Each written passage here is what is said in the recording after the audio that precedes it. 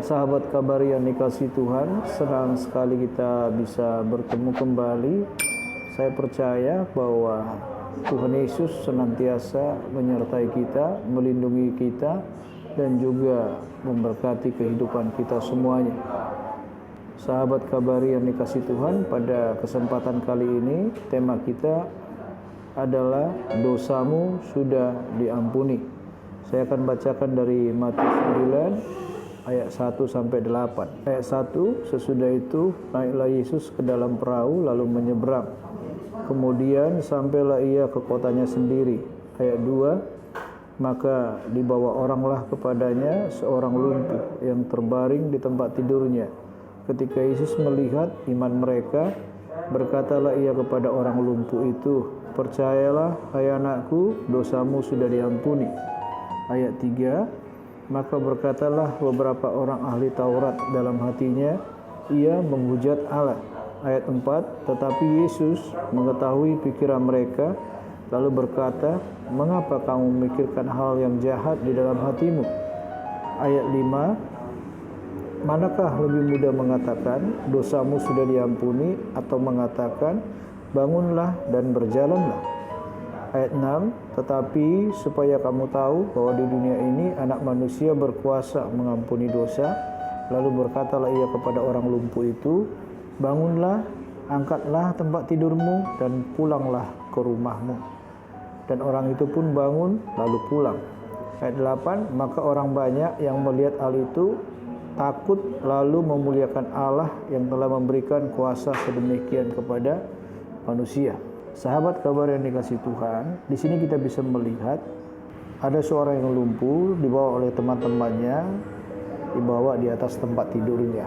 Dan ketika mereka melihat Yesus, mereka membawa orang lumpuh ini dengan harapan, dan mereka percaya bahwa Tuhan Yesus sanggup untuk menyembuhkannya.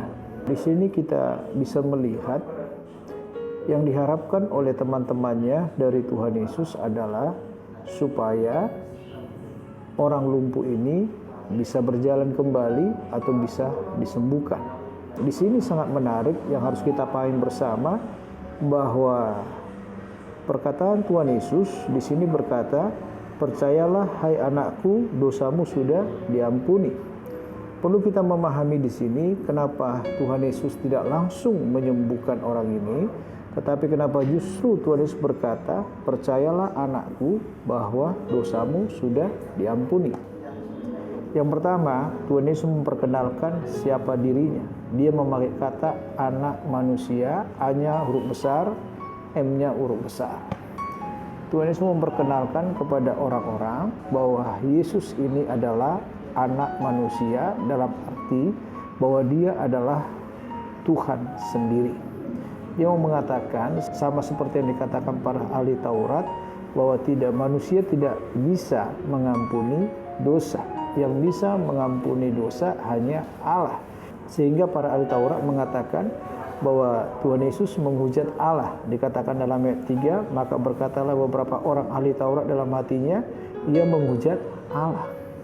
Karena dalam pemikiran mereka, yang bisa atau yang berhak mengampuni dosa adalah Allah. Sedangkan dalam pandangan mereka bahwa Tuhan Yesus itu hanya anak seorang tukang kayu, hanya seorang manusia biasa saja, dan dia tidak berkuasa untuk mengampuni dosa. Tetapi pada kesempatan kali ini Tuhan Yesus memperkenalkan siapa dirinya dengan memakai kata anak manusia. Pelajaran yang kedua yang perlu kita pahami di sini adalah karena Tuhan tahu kebutuhan yang terutama daripada si orang lumpuh ini. Sahabat kabar yang dikasihi Tuhan, kalau kita melihat dari penderitaan yang dialami oleh si orang lumpuh, secara fisik dia memang lumpuh dan terbaring di tempat tidur. Hampir sama dengan teman-temannya tersebut melihat bahwa kebutuhan daripada temannya yang lumpuh ini adalah sembuh atau bisa berjalan lagi. Tetapi Tuhan bisa melihat jauh ke dalam hati, dan Tuhan bisa memahami sebenarnya yang menjadi kebutuhan yang terutama bagi seorang lumpuh ini adalah dosamu sudah diampuni. Lalu berkatalah ia kepada orang lumpuh itu, bangunlah, angkatlah tempat tidurmu, dan pulanglah ke rumahmu. Dan orang itu pun bangun lalu pulang. Nah, di sini kita bisa melihat yang pertama, orang lumpuh ini dosanya diampuni, dan yang kedua, dia menerima mujizat kesembuhan. Dia bisa berjalan kembali. Sahabat kabar yang dikasih Tuhan, kita akan lebih berbahagia kalau dosa kita diampuni Tuhan terlebih dahulu, baru kita menerima mujizat demi mujizat. Bisa nggak kita membayangkan bagaimana kehidupan kita? Kita menerima mujizat demi mujizat, tetapi kehidupan kita dengan Tuhan belum ada pemberesan, belum ada pengampunan daripada Tuhan atas segala dosa-dosa yang kita perbuat. Dan saya mau berkata kepada kita semuanya, orang lumpuh ini menerima semuanya dengan luar biasa dalam kehidupannya. Dosanya diampuni dan mujizat dia terima. Dan saya yakin dan percaya ketika kita datang kepada Tuhan, mengakui akan segala dosa-dosa kita, maka Tuhan kita akan mengampuni akan segala dosa-dosa kita. Dan Tuhan akan berkata kepada kita, dosamu sudah diampuni.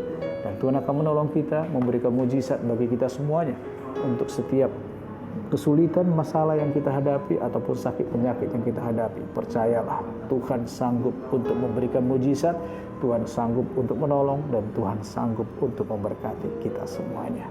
Amin. Mari kita berdoa. Bapa kami yang di surga, kami mengucap syukur dan terima kasih kepadamu Tuhan, buat kebenaran firman-Mu yang sudah kami dengarkan bersama. Kami percaya Tuhan, Engkau saat ini menjamah hati kami Tuhan. Saat ini Hamba datang menyerahkan kehidupan kami kepadamu Tuhan.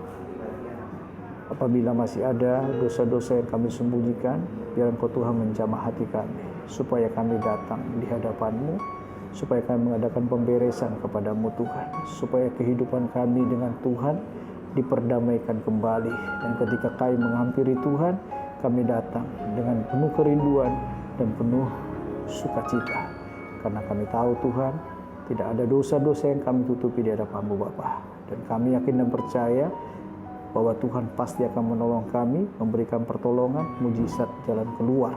Dan bagi kami yang sakit, Tuhan pasti akan memberikan kesembuhan bagi kami. Terima kasih Bapa, biar Engkau bekerja dalam hidup kami, menjamah kami semuanya. Pulihkan kami, berkati kami. Dalam nama Tuhan Yesus, haleluya, amin.